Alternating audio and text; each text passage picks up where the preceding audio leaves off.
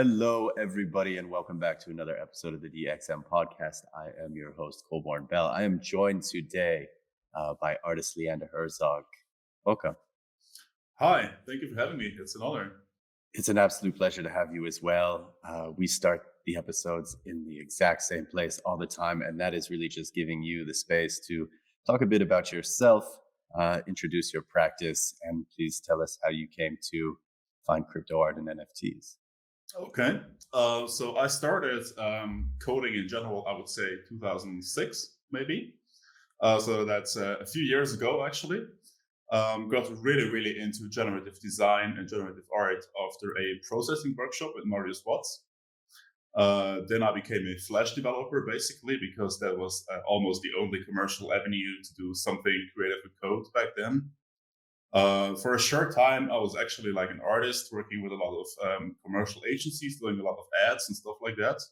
The economic crisis in 2008 sort of like put a quick end to that. So I spent the next decade in the design and tech industry, building websites, designing websites, making digital products for small clients, big clients, as a freelancer with big agencies, sort of that stuff.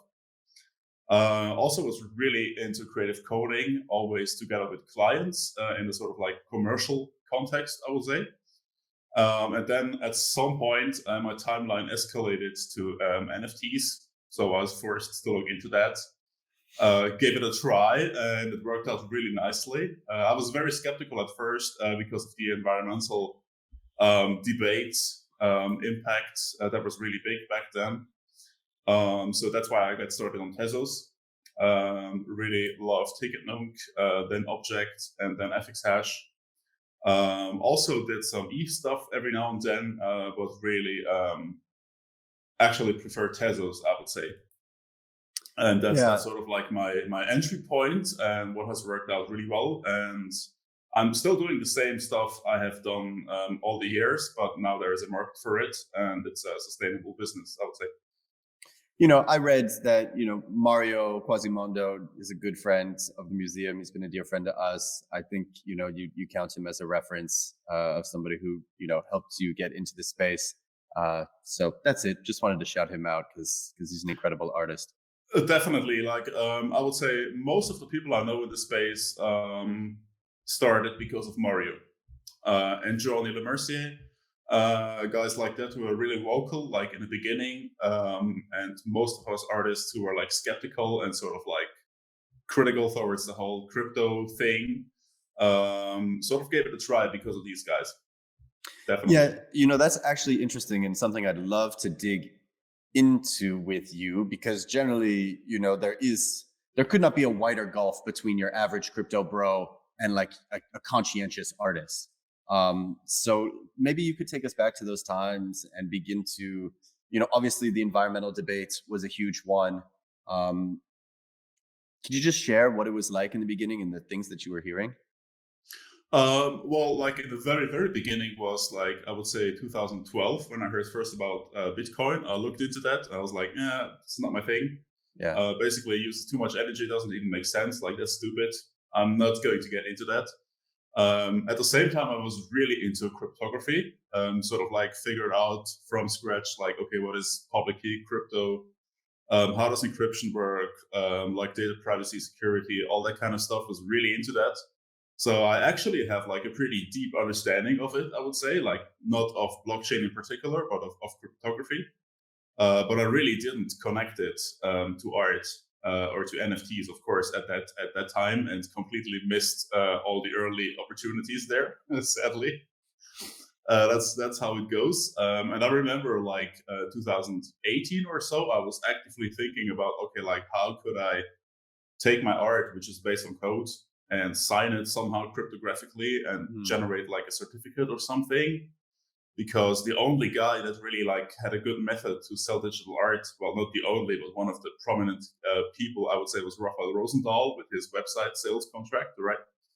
And I was looking at that and thinking like, okay, like a traditional contract is sort of cool, like, but also kind of uncool. It's just a contract in the end. It's difficult if you like want to run a global business on the internet. Maybe crypto can help somehow, but really didn't connect the dots. And this only worked out when NFTs really took off. A lot of questions there. Something that it immediately comes to mind is how, like the legacy of generative art and then kind of the market frenzy that was created around generative art. Do you think there is just something about the user base of crypto that connects with generative art? Yeah, I think so. I think there are many technical and social dynamics at play right now, and we will take like another couple of years at least to understand what is actually happening. Yeah. I think some people understand the gamification aspect of it that works really well, especially connected with like trading and the financial aspect, right?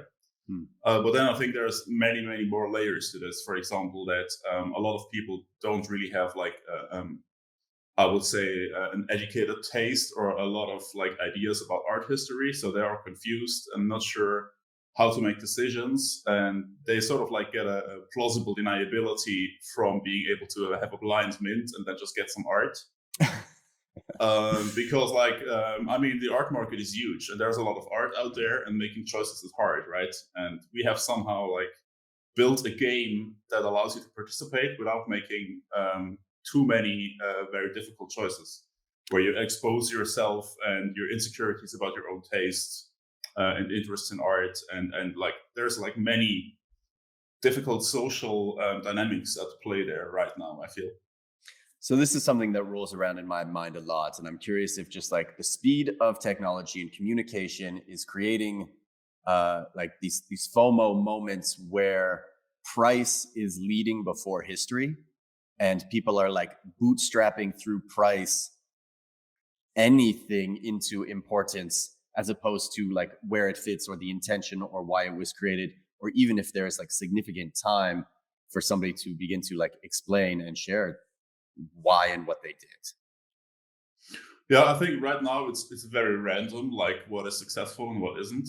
I think people like me or like even the generation before me, we have spent like soon it will be like 20 years almost looking at generative art. So obviously we have like a very different perspective and view on things compared to someone who started like getting into that a year ago, right? Like it's just obvious, like no matter how smart and how passionate and how interested you are, like you can't have the same sort of insights in just a year or two.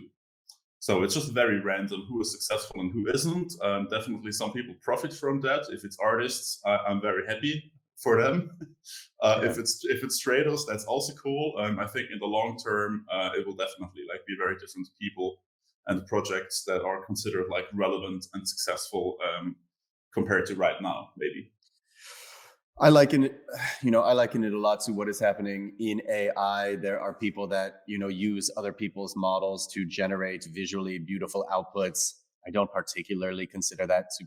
consider like prompt engineering to like particularly be art. I really want somebody that's in there that designs, that builds their own model, knows their code. And it is just so difficult from an outside perspective to know who that is without that knowledge. And I think, very few people have like the depth of experience, the depth of knowledge that you and other people have in this space. And of course, I imagine you don't necessarily want to be out there like criticizing people for. Yeah, it's honestly, sometimes it's hard. Behind the scenes, we have a lot of criticism for all kinds of projects and people, of course. But we try to stay positive and professional at all times. Usually works out. It's always a better idea. Yeah. Sometimes I regret that I got into generative art that early and have seen so many things, because sometimes you would wish that you could just get up in the morning and do like a flow field or do something funny with Perlin noise and call it a day. And then you have like a huge audience and they're all like, wow, amazing. This is the best thing ever. And you're like, okay, yeah, this is actually the best thing ever. I invented this like 5 minutes ago. It's absolutely fantastic and everybody loves it and is into it. And because you have all this background, you're basically at a different point where you're unable to do like these easy wins and low hanging fruits. Yeah. for better or worse, like definitely could have made a lot more money last year by going for more low-hanging fruits. But I think my generation is already like beyond that because we've already done that at a point when it wasn't as lucrative. Yeah. But still, we've been there, we've done that. We don't try to get like back to that place and do it again because that would be lame. But this is where I really feel like the NFT space, because of its nascency, really suffers from lack of legitimacy, right? We have so many people trying to prop up so many things that really, upon any sort of thorough examination by any sort of like somebody who knows better, and it's gotten rough lately. I think there's just like a lot of bullying. There's a lot of like, why are you putting these people down? There's a lot of just like candy positivity, and trying to just like tuck all that under the rug. And I think it does kind of a great disservice. And sadly, it chases like a lot of really good people out of the space. One of the really big things I have learned last year during this whole NFT thing is like if there is something going on that I don't like, but people have fun and there's like an audience for it, and they're selling it and buying it and they're all happy and excited about it, like who am I to hate them from the sidelines, right? I'm basically just happy for them, and we just have to let them learn together, and hope they will still be around in the near future when they know more than they do today. But it's really like sort of naive from our side to sort of like hate the people for like a lack of knowledge because they're just getting started. Yeah, look, I totally agree with that. I think whatever gets people in the door is wonderful. I just get worried when people get sold things where it's like almost not what you expect. So maybe more of the gambling aspect. And I guess people are, of course, free to do whatever they want with their own money and feel however they feel. But there is something that kind of grates me on what I feel like could be sustainable and could be interesting. But so much of this world is really just out to get a quick buck. Yeah, true. I mean, if you're a collector and you buy something and you look at it like a year later and you think like, maybe that wasn't so great. I don't have like any feelings for you. Like, I'm not sorry for you. Yeah, no love lost. And also like we have to say that there's all this stuff going on, but there's also like more and more better art, and it's also getting collected, and more like good collectors who really learn a lot quickly. Yeah. So there is definitely, I think, quality is getting better on all levels and on all sides, and we don't have to forget that. Even though maybe it's only 10% of the market, or 5 or 1%, or like whatever it is, but it's also happening. I want to ask you, because I'm sure in 2006, when you were just getting started, when you were building websites for all of these clients, you really saw kind of like the emergence and like building of Web 2. And I wonder if there's like lessons from those times that you think might be analogous to what's happening. Yeah, absolutely. We called it Web 2.0. Right. It was like we were not sure what it is. It was in the beginning. It was mostly about like shiny, rounded buttons. Yeah, sure. And like sort of like cool user interfaces and user-generated content, and all these kinds of things. And people were really hyped about it. And we were also skeptical, but it took off. And obviously, platforms like Flickr and stuff like that were really interesting. And I just knew when I saw the Web3 thing taking off, like, okay, this is the next thing, right? And people in the agency I worked really didn't get it. And they were like, oh, it's just like crypto NFTs. It's a fad. It's a fraud. It's a scam. We don't believe in it. But I've been there before, and I know, okay, like this is the next iteration of the web. That is, maybe it will take time. It will take a year or 5 years, but eventually it will really change the game for us, and especially for art. So I think it helped me to sort of like see how serious that is in general. So, I think crypto suffers like majorly from a user interface, user experience problem. The reason I was first attracted to NFTs was because I thought it had the opportunity to onboard like thousands of digital creatives to begin to have a bit of a mind meld with like the technologists and the pure play capitalists that are in this system, and all in all make like a healthier ecosystem. I'm curious if you have any opinions there of ways like we can continue to make the experience for people like engaging, interesting outside of just like pure trading. Yeah, I hear this a lot that like, especially in the beginning, like, okay, on Hicket, no, the interface is terrible. It's really crazy. The user experience is just like horrible. It's absolute shit. Yeah. Honestly, personally, like I'm a web designer, and I know a lot about like user experiences, and I think it's pretty good. Yeah. I don't think it's that bad, and I love my Twitter timeline. It's full of amazing art. Like I scroll through like the most amazing art every time I basically open this app, and I see a lot of stuff, and I can buy it. And Yeah. I'm buying art like not daily, but I buy a lot of art still, mostly on the cheaper end. But it's very easy. I just scroll, I click on something, I verify if it's like the right account, Yep. but then it's just a click. And then I can also list it and flip it with also just a click. And I literally like make money with just clicking two buttons. Yeah. Yeah. Yeah. And I collected amazing, really amazing art that I absolutely love with just a click. Or maybe like, to be fair, two clicks, right? Like I click a collect button and then I click another button in my wallet. But still, like compared to a Web 2.0 checkout where you have like a credit card address, all that kind of stuff, it's actually pretty good. So to be honest with you, I'm not really with the people who complain too much like that this is extremely difficult and a horrible experience, because I think we've come really far. And if you ask me like what could be better, of course there are like small improvements and fixes and things will evolve, but I think it's already pretty cool. So that begs the question, like, what is there to do with all of this art that you've collected, right? Because that's pretty much my principal focus now is how do we bring these into digital worlds? How do we display them? How do we do it like ethically and responsibly and very like art forward? Um, what do we do? Where are we going? That's also what keeps me busy at the moment. What you see behind me is a recent collab I have done with Kim Asendorf. Hmm. This has been running for 3 days, so I'm testing it. If it doesn't crash and if it just runs as it's supposed to, I'm also basically testing and try to experience what it is like to live with screens in basically in your house in your real life, right? Yeah. You can't have like 100 screens at home. You can't show everything in your wallet. You have like a couple of prints. You have maybe one or two screens, maybe a couple of more. I don't know.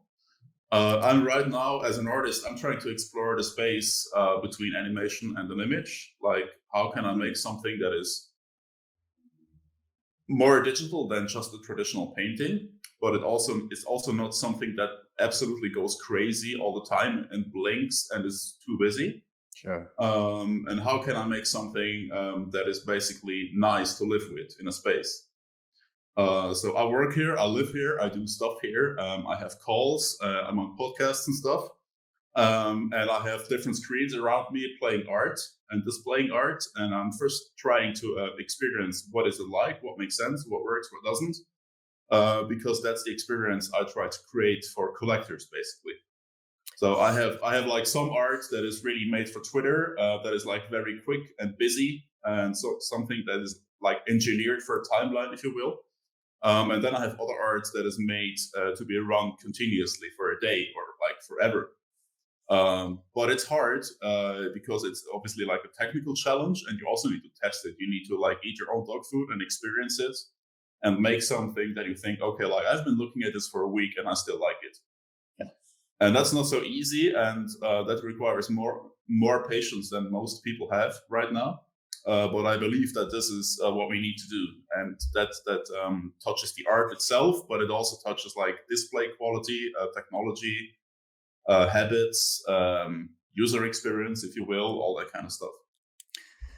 Yeah, I'm in here empathizing because I have like 15 TV screens and 3 projectors and a couple VR headsets, and always trying to figure out how we can actually begin to live with this stuff. And frankly, it's not easy. I haven't found a really good solution. For me, it's really difficult to like want or encourage somebody to put it on a television screen. Yeah. So I continue to kind of push people more into digital spaces. I think digital art belongs in digital spaces. I do believe in like the metaverse of a future, and people having more fluidity between, you know, their physical bodies and the avatars, the personas that they create for themselves. I think that is super, super important. Yeah, and just also like continuing to play and experiment and see how these things fit, because, you know, unlike a painting, it is difficult to just like hang it up and live with it. I want to speak to you more about this idea of like creating art for the timeline and creating art that people live with. Yeah. Because like all too often it does really seem like, and this has been pretty consistent, that art that is designed for the timeline has performed better. It just seems, you know, it's eye catching. It's people share it. And does that worry or bother you?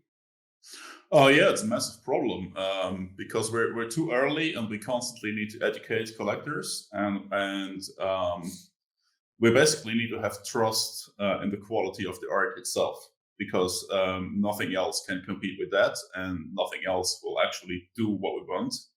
In the end, it has to be the quality of the art itself that sort of delivers that. And I realized that when I have like a long form project and it has better thumbnails, it sells quicker. When I make cool GIFs that are like really colorful and very busy and look great on Twitter, those sell instantly. Yeah. When I do something that is fantastic to look at for a whole day, but it doesn't have an exciting thumbnail, it's hard to sell it. And I also get feedback from collectors that like, hey, I love this and that piece, and I look at it every day, or I have opened it at a party. I show it to my friends. I come back to it again and again. Then I realize, okay, it's actually working. But this is clearly a minority, I would say. And it's the people who pay attention, and the people who are really passionate and have some knowledge, and sort of like listen to what you have to say and really look at the art. And that is clearly a minority for now. Then again, the arts that we produce will be around for a long time because it is on the blockchain. So we just have the patience and wait for the right arts to find the right kind of people, I believe. Yeah, I'm over here, fingers crossed. It's Then again, I also like I'm really feeling like the people who create art for the timeline and the audience who eats that. I mean, good for you, right? It's cool. It's like it's almost its own genre to design for the attention span of like milliseconds and seconds. And it's just a different thing than designing something for a week or for a year or something like that. And the same is true for images. I mean, a lot of people have like massive success right now with just images, because images work well. Images have worked very well for hundreds of years. Personally, I believe what's really exciting is animation and motion and things that change over time, because that is what the medium can do. That is actually new that we need to explore and engage with. But amen, I mean, people make cool images, other people buy images, like good for them, you know? Yeah, you know, for whatever reason, it brings me back, and I think this is probably somebody who is frustrated with the space. They go by Art Boffin. They, you know, released a piece that is just like a never-ending clock, and it starts out as squares, maybe like 16 squares, and each one is rotating on prime numbers. So whatever, the first one might take 3 seconds, the next one 7 seconds. So it'll never create the same image, but you kind of have to like, the idea is to just like sit there and live with it. And that is the art piece. They have like a 1 billion second clock as well. And all of these, you know, pieces are designed to, you know, it's just, I really liked those experiments. And I don't think many other people did, but I think, I don't know what really the point is, but I wanted to shout those pieces out. Yeah, I mean, there's a lot of conceptual work that plays with long duration and time in general. which is very cool, always super interesting. Obviously, it's also problematic if the art requires more attention span than you have. Yeah.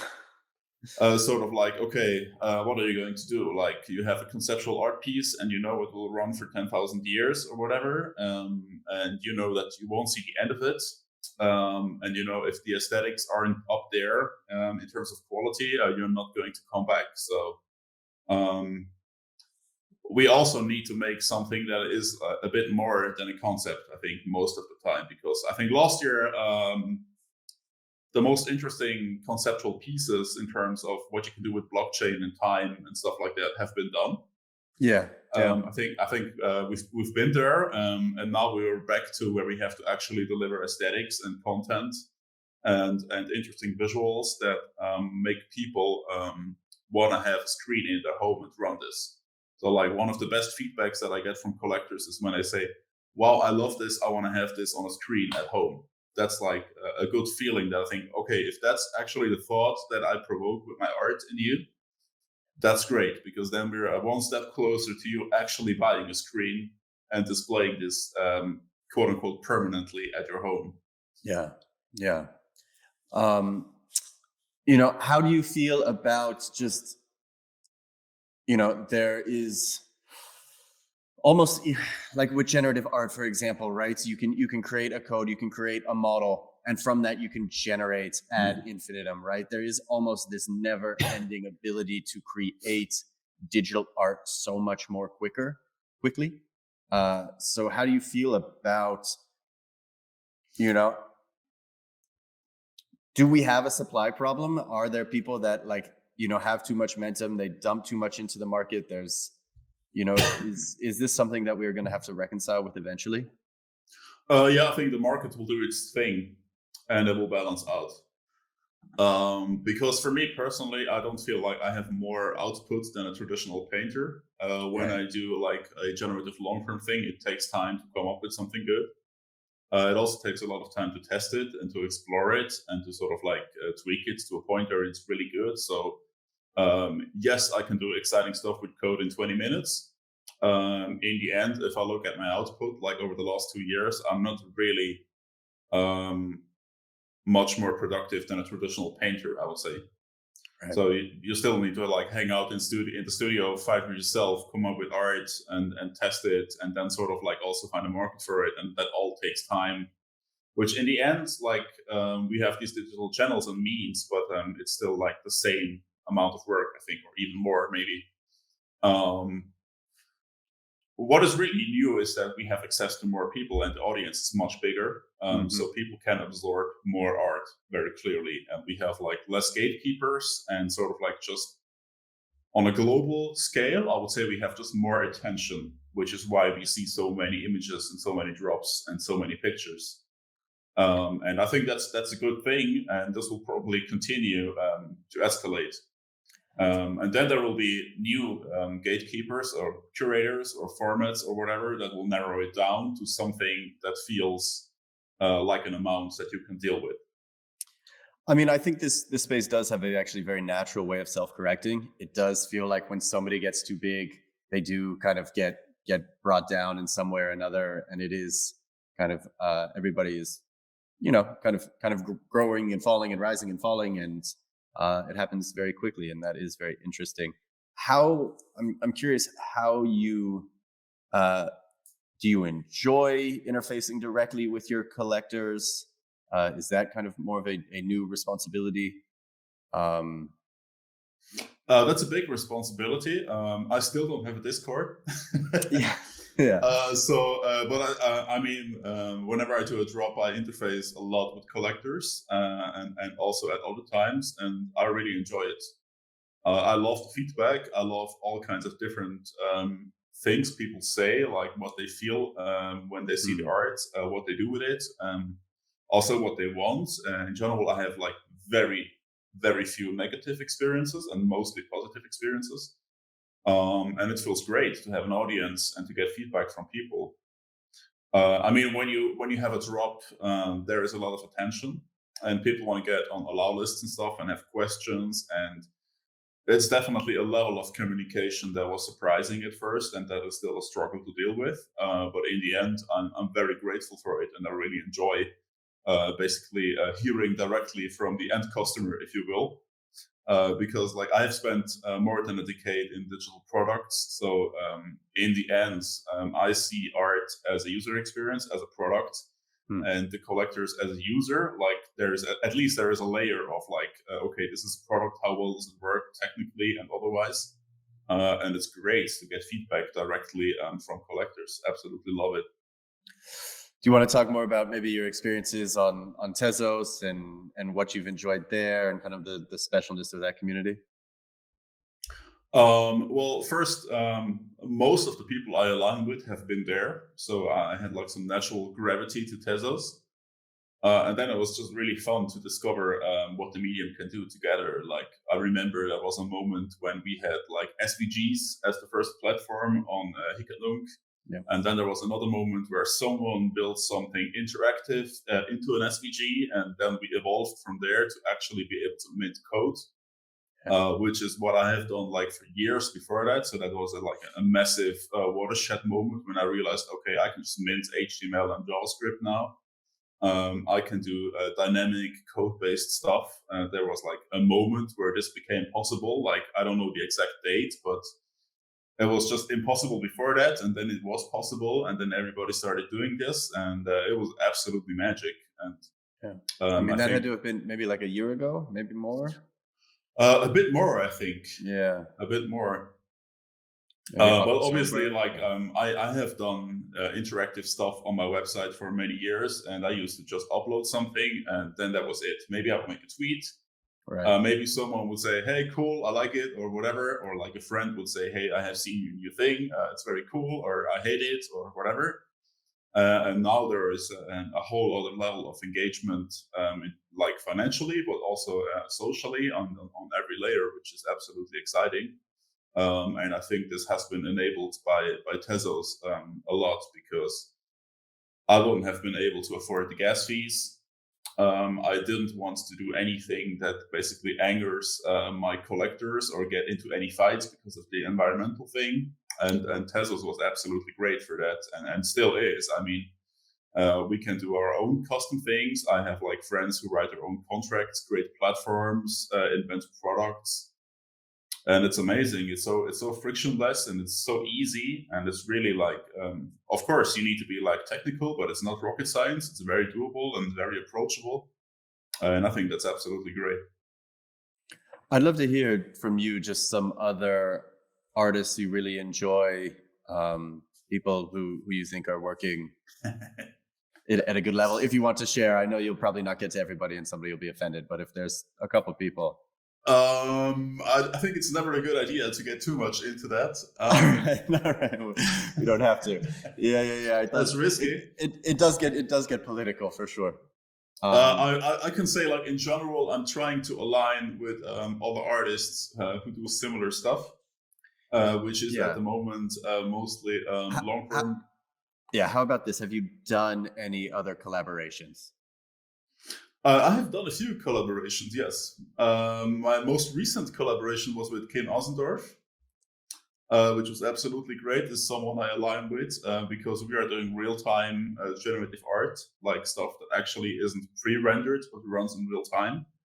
And that's, I think, what is the most exciting thing at the moment, and what we try to establish and explain to collectors, and also like sell. So we try, like, it's a bit simple, but you could say that, like, try to go beyond just JPEGs and pre-rendered MP4s, and really like have art that runs in real time on your machine, which is very, very exciting for us, but it's also difficult to communicate.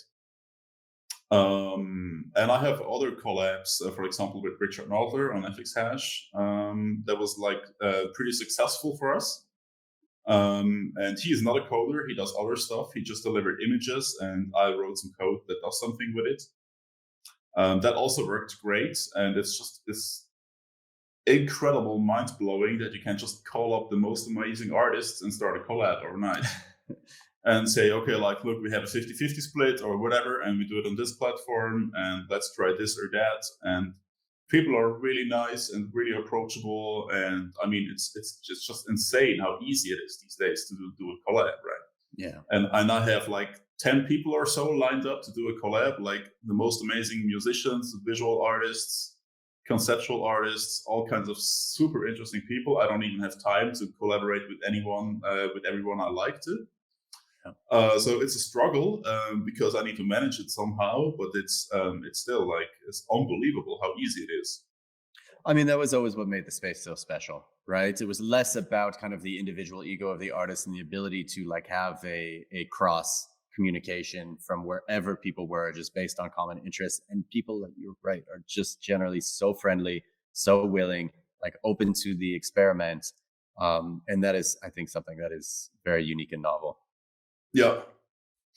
Yeah. I mean, the other thing I'm super interested in, surprised it hasn't taken off more than it has, is artwork kind of based on oracles. So like real time generation of whatever it is, the weather outside, or and I think the ability to do that on chain is still a bit hampered. I think Trevor Jones and a lot of money did something just based on like the price of Ethereum. But I'm excited to see more explorations into this as well. Yeah.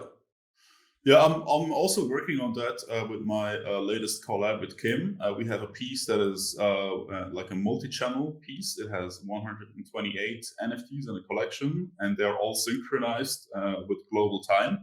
Amazing. And they have like from one token ID to the next, there is a 1 second delay. So in the gallery, we have done an installation with 8 screens with the first 8 tokens.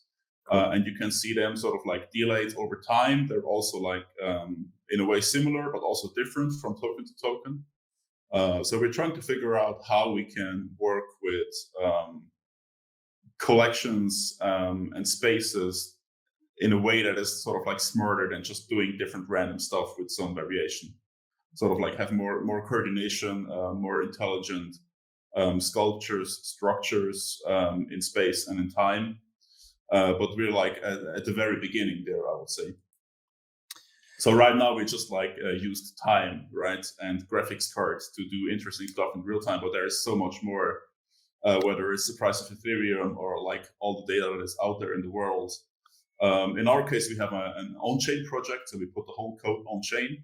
Cool. And it's difficult to integrate data from somewhere else because it needs to be permanent.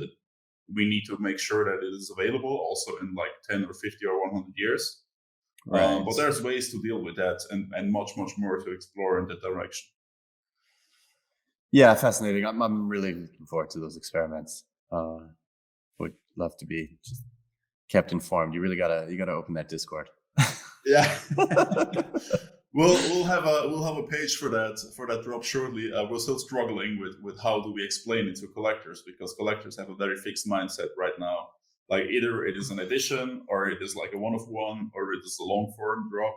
Right. And if you do anything in between, it takes a lot more work to explain what is happening and what the value is and how it works. And people also need to be like interested and have the attention span it takes to engage with work that is sort of avant-garde or like new or does something extra. Building new mental models for people is impossible.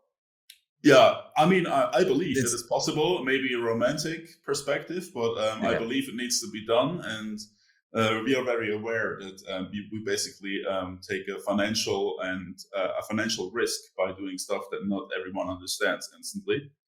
But then again, I mean, everything is also long term because it's on chain, so it can always take off later, and people will understand it over time when they look back and figure out, okay, what was actually innovative and new at this or that point in time. Cool. We are nearing the end of our time. So I want to give you the last word. Anything that we didn't touch, anything that we didn't cover, definitely let people know where they can find you, how to get in touch if you want to get in touch. Yeah, thank you. Always check out my website, leanderherzog.ch, for a lot of the work. You can just look at it. You don't need to buy it. There's a lot of stuff to just see. I also have work on Object and FX Hash. I have collabs and new projects coming up. Follow me on Twitter; will always be announced there. And I will try to do more and more real-time work that is responsive, is scalable in all kinds of directions, runs directly on your device, and really try to focus on that as much as possible, and try to find the audience that values that kind of work, and try to align with artists that sort of like work in similar direction. Dope. Well, I really appreciated the conversation. We'll close it out here. I'm Colborn Bell, Museum of Crypto Arts. Artist Leander Herzog was our guest today. Special thank you to DMINTI for putting us together and getting this out to you all. Thank you.